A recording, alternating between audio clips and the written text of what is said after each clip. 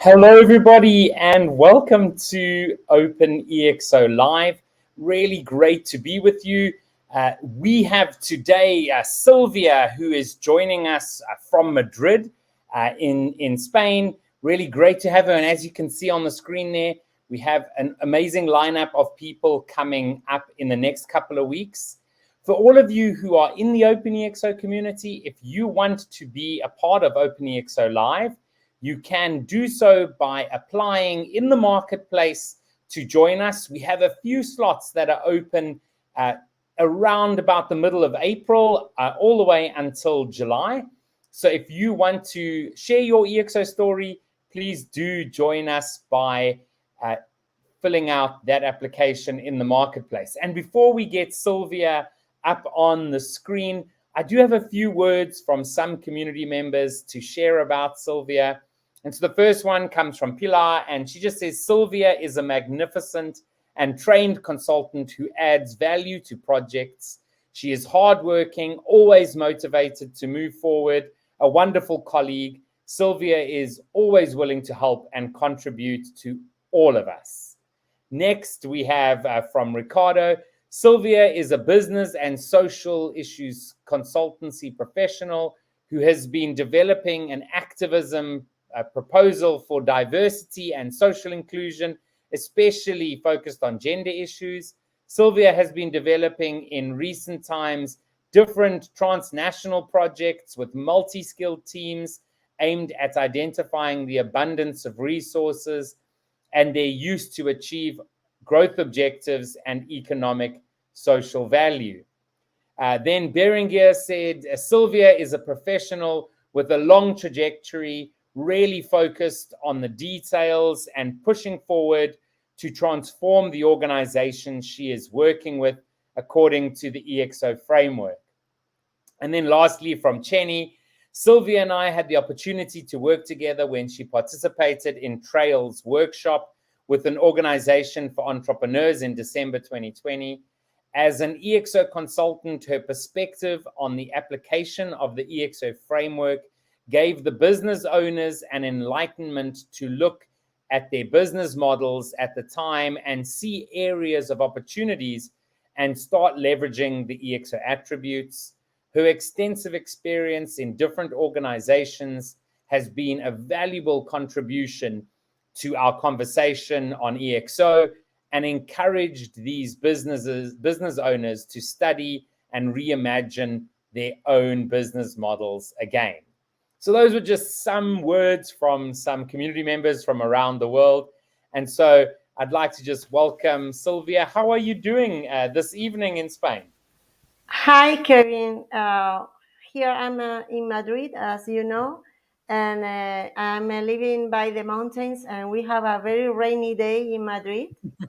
But I'm very, very glad to be with you today, with all the community members, because it's really something new for me participating in this call. So thank you very much for giving me this opportunity to be here with all of you. It's an absolute pleasure. And thank you for being here. I know that, of course, English is not your first language and you're doing an amazing job. So thank you so much. I wish I could speak Spanish, but my Spanish is very poor. I only know how to ask for beer. So I always start the call just by asking if you can share a little bit of your background, tell the folks who are watching a little bit about you, and sort of how your journey came to the OpenExO community. Of course. First, I want to thank Jenny, Ricardo, Pilar, and Berenguer for the kind words. I think they depicted me better than I really am.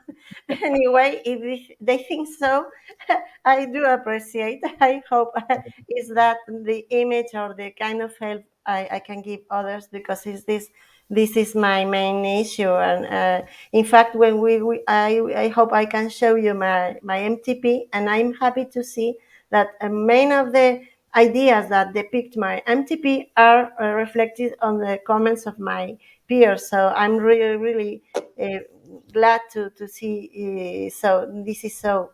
About me, well, as they said, my colleagues said, I have a very wide experience in the consultancy arena, because I think that, and sometimes in my professional life, that was a problem, because when you face a recruiting process, the recruiters try to put you in a box to decide what kind of people you are and what kind of skills you have. And when they found that I'd like to know about many things, and I had several interests, they were in trouble. And maybe it's because I'm very curious at anything. And so this is the fact. No, I've had done a lot of, let's say, professional arenas or methodologies, or and that's I think that has given me also a wide experience in all sense, in meeting Mm, very interesting people, meeting very interesting organizations, being in several countries. And this is very important for cultures. Not your culture is not the only one, and it's not the, as we say, no, the way in the what you used to measure, no, the other cultures. You are not yes, the yes. center of the universe. So I think that it's very interesting to be curious, to stay curious about things and people Mm, and organizations. And I think that this is something what has been my constant during my professional career and life, of course. uh, what happened in that sense, no, I've been working in the human resources arena, in the quality management arena, innovation, I don't I quality gender, as Ricardo say. As mm, you can see, there are so many interesting things to do that I can choose. I want to do every one of them. But the fact is that even that, or maybe because my need of freedom to choose or to do what I wanted to do at any time, at the end of 2019, I was in a moment, a personal moment, when I found myself I have been working for many years and in different several companies, and I found myself that I was not happy anymore, because the environment has changed, the company has changed, and I wasn't allowed to do what I wanted. mm, I like the most, that is being with customers and help them to face their own challenges. And at that time, and also because of other, personal reasons, I decided to change my personal and professional life. And this picture that Kevin is showing to you is the best way to explain what happened, because this the first thing, I'm very proud of this, because I draw it. And it was really difficult to draw this with a computer. It was my first time with a pencil and on a tablet trying to draw something, because I didn't. It was the first time I did this, and it's easy uh, to see that the bird is me.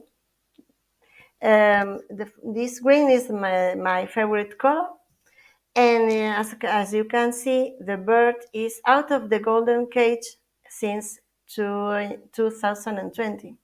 And it was my jump. I had to jump outside this golden cage, because my life was more or less already mm, mm, done. No, I have done all I wanted in a professional and personal sense, no, of my life. But I wasn't happy. And so this FASAP, that is the way I read it in Spanish, is because I decided to be free as a bird can be. And this is the free, the F for free, as a bird, the B. And this is me outside the cage. And this is my professional logo I use to do what I really love to do. And that's why when I during 2020, that you know that it was also a complicated year for everybody because we had the pandemic around the world, and it was a year when in Spain we had to stay in house at home for several months. We couldn't go outside, and I was just coincided with my jump, and I realized didn't have where to jump to, no, because the kind of life we were used to has stopped, and we had to change everything, the way we um, relate with others, the way we communicate with others, the way we work. We were too used to work. So at that time, I had the opportunity to get the OpenExO certificates, but thanks to on a partnership that OpenExO had with a Spanish business college, let's say, no, or business school, and that's what that at that time I decided that when that I was really attracted by the idea itself, because as you can imagine, I have seen a lot of trainings and methodologies during my life, and most of the time I realized that it was always the same. Just would you change the name, and it was always the same. But in this time, I realized that there was something different inside. I didn't know what it was, but I decided to try it because I was really attracted by this. And at that time, I had the opportunity to share during almost 3 months with my colleagues this amazing certification. I had also the opportunity to have on the same time two certifications, the consultant and coach Mm. certifications, and after that, I had also opportunity to have to get the trainer certification, because I realized that when I passed through the process, it was complicated to explain all this to a general manager or a company from the point of view of the process. But maybe through a training, you can start to show some of Mm. the main characteristics, or it was a less complicated way of introduce somebody into this community. And so I felt myself quite prepared to start to move forward into a new version of myself, no. And as during the certification, Jaroslav asked us to create our own MTP. That's why Mm. I will pass through the next one. I don't know why I can't. Hi, maybe it's like I have a problem, Houston. Okay, that's okay. There we This go. is this is my professional MTP. And as you can realize, some of these ideas were content, as I told you before, in my colleagues' words, because a constant in my professional life it was trying to help others. In my case, Mm. most of times organizations, but we don't have to forget that organizations are people, no, Yeah. not things. Okay, it's people inside the organization. So when you help an organization, you are helping people, no, and you are trying to help them to move forward and to reach this kind of success they need to be there, to still to continue being there in a sustainable way. So Mm. that's why when I and it was this sentence that looks like, oh, that's all. No, it's like, well, it's so easy to no. It was really a long process trying to discover what I'm good at and what I could give to others in the framework of transformation. No? And so I think that I have been very how do you say that tied to this purpose. And during these 2 years that I had been working around this methodology and the ecosystem, that is very important, the ecosystem, the community. I don't. It's important that you don't think that this is just a book, for instance. No, when you know there's a book.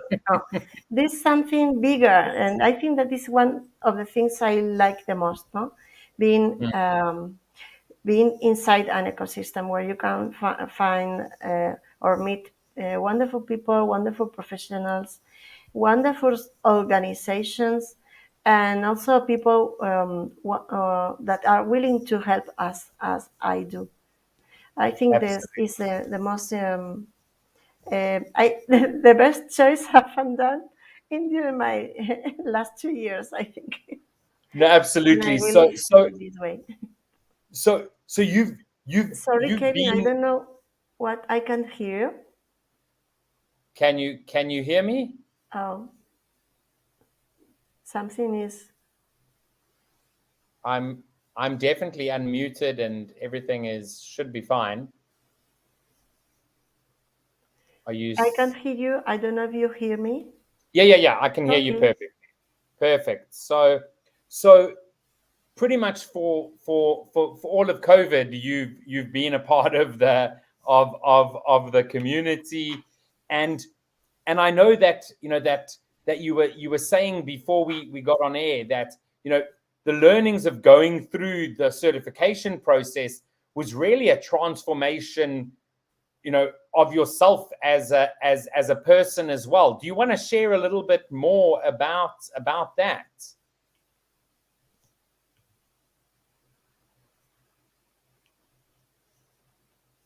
um, Sorry folks, it seems like Silvia cannot hear me. um, I'm not sure what is happening. um, I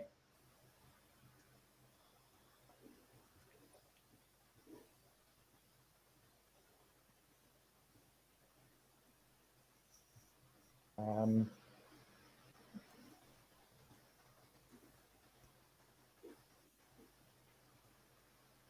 so it seems like Sylvia cannot hear what I am saying. Um, Okay, Kevin. Okay, I've got your question. Sorry, because I don't know what's happening, but I'm glad at least you can hear me. Okay. Well, my greater learnings, I think, through the certification. Um, well, it's a big question because there were a lot of learnings. Okay, first, for instance, in my case, I had to learn a lot to use a lot of technologies I was not used at all to use. Maybe today is normal. You use a Slack or you use Miro or you use some kind of collaborative tools that you use in order to help teams to perform. But for me, at that time, it was really just a discovery. I didn't was used at all to use those tools, and I realized that if you didn't use those kind of tools, you were out.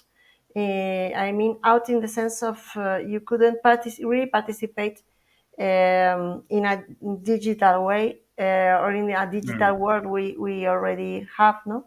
So in that sense, I had to learn to use those tools, and I think that they are very useful, and they have helped me a lot during those years. On the other side, also is the hybrid experience of learning. Is not or or coaching. It's not so easy to create a sense of belonging to a team where you have no contact with your team. No, it was something at the beginning difficult to you know to know how to participate and not to feel alone, because you remember we were in the pandemic moment of Mm. the year, no, so you were with other people, but at the same time you were at home, and it was something difficult. But then I had I was lucky that all my colleagues in the certification were really great people that since the very beginning they helped me and help others to act as a team, and we really share a good time. And at the end of the certification, and when the pandemic was passed by a bit, we had the opportunity to meet in 3D and to realize that we were not 2D but 3D, and share a lunch, and talk about what the experience was. On the third, another I say another learning for me has been um, let's say the fact of um, uh, mm, trying to interact with a community is not so easy. I know that at the very beginning, the platform, the marketplace, the opportunities, I was like, oof, this is too much for me, no? But when you get used and you start to understand how it works, is really you enjoy it. Okay, it's you realize that it's just fun, because you can meet people, you can learn about others. Every day you find new opportunities you can apply. uh, for instance, when Tenny was one of the first, referrals you show. It was the first time I had the opportunity to participate, and when Tenny asked me about me, I told her, "Hi, I'm so happy because I was saying, Tenny, pick me, please, pick me. I want to, I want to be there." No, so I think that you have to dare to do Mm. new things, and I think it's the another learning for me. It was really I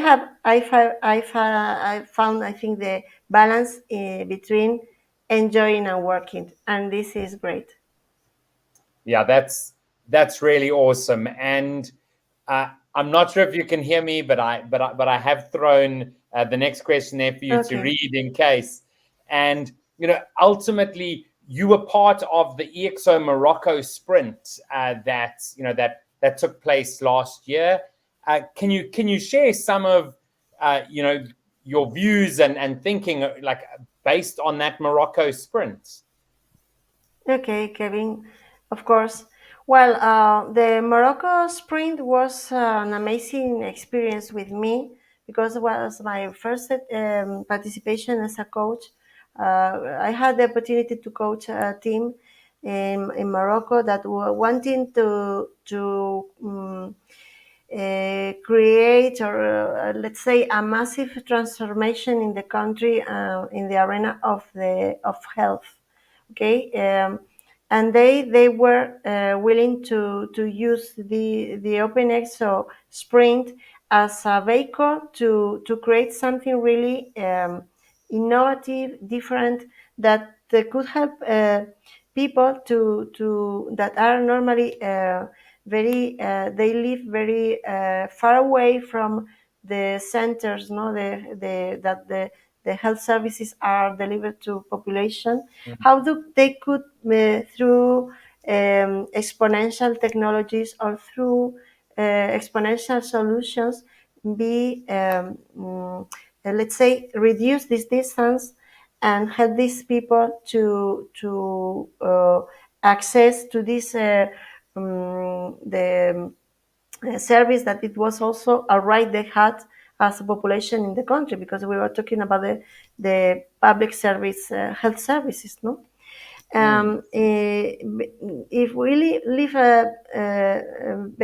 beside the result, no, okay, there were very interesting, two interesting. I think they were edge solutions that the team was able to maybe coordinate, able to create, and also addressing general population, but also addressing women population. That it was also like they put focus on women, because they had also other problems, different and concrete problems from the general population that could be addressed in a different way. For me, well, it was also something difficult at the beginning, because I had to realize if I was really able to perform as a coach, because it was my first experience. But what I realized is that sometimes it was easy. At the same time, it was easy because you had just to listen the people, the members of the team, and try to guess what they need from you. So on that basis, we start to reestablish the rules we have given ourselves as a team.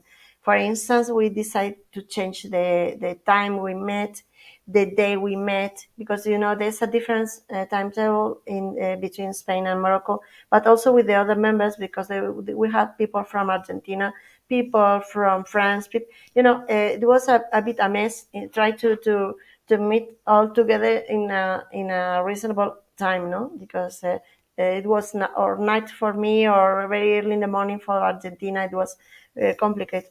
But we realized that we had to act as a team and try to find our own solutions. And also we discovered that uh, tools were not the solution. No, I told you about the tools. It was important, but tools is not the solution. Tool is just a mean to get results. But the real focus were people, no, the members of the team, their needs, what they wanted to express, to share, how they wanted to interact, what the barriers were, and at that moment there's no method you use. It's just you giving them what they need, trying to help them to find information, trying to help them to reframe something they had prepared, trying to help them to prepare their pitch, how to create a very powerful pitch for the solution. So at that time you realize that this is more something about um, trying to find where are your skills and how to put them at the service, no, at the to give them, offer them to a team. And when I realized that it just by doing that was really something useful for them, is at that time that I found that it was I started to enjoy, when I passed this moment of what do you need, what do you need, at that moment when we started to perform. And every time we were they enjoyed more the sprint, and as we did. And also the community of coaches, because we were four coaches on the same time trying to help two teams. I was with one of them. There was another coach, Jan Eric, Yeah. with the other team. We met, we shared. It was an amazing sharing of everything. At the end of the just the last session, I put on as a background in my screen all the photos of a trip I made to Morocco when I was 20 years old. And so they said, Silvia, you were in Morocco? Yes, yes, I was. Come here, buy a ticket, another ticket, and come to Morocco. And at that time, we were still under the pandemic confinement, and I couldn't go there. But if I have could, I'm sure you are sure that I would buy a ticket to go to Morocco. And this is my only my my pero no. I wasn't able to meet all those people, wonderful Yeah. people in person, and I hope one day I will be able to. I hope, really hope. Absolutely. And so uh, the time has really run away. And so it's time for us to close. I always love to close off just by asking you if you can, share that one thing that you think people need to know as we end off the call today. Okay. Well,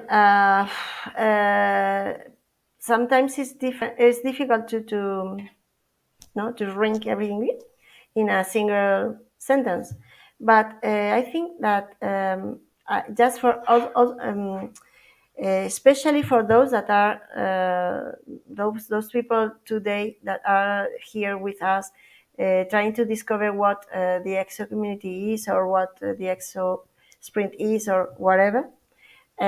What I will say you is that if you enter this community, be ready to transform yourself, because you can pass how do you say tip top, no, like tip over this, like if it was something that is not for you, okay, it's for the others. You learn to help others. No, uh, if you really want to embrace the OpenExO frame, you have to be ready to transform yourself, because it's impossible that you don't transform yourself somehow. Okay, and I think that if you are able to enjoy this transformation as I think I have done, so it's just wonderful. Awesome. Well, Sylvia, it's really been a pleasure chatting to you today. I know we've never met in person. I'm hopefully in July going to be in Barcelona. Really hoping. So maybe that's a good time. But thank you so much for being here, and we'll chat to you again soon. Bye bye. So great chatting to Sylvia. A few technical difficulties here and there, but as Sylvia said, when you join the OpenExO community, it really can be a transformative process for you as an individual. We're here to transform the world for a better future, and if that's something that excites you, do come along, join us. I'm going to end off today's call with a video about the new book, Exponential Organizations, that will be hitting the shelves at the end of April this year. So do get your copy.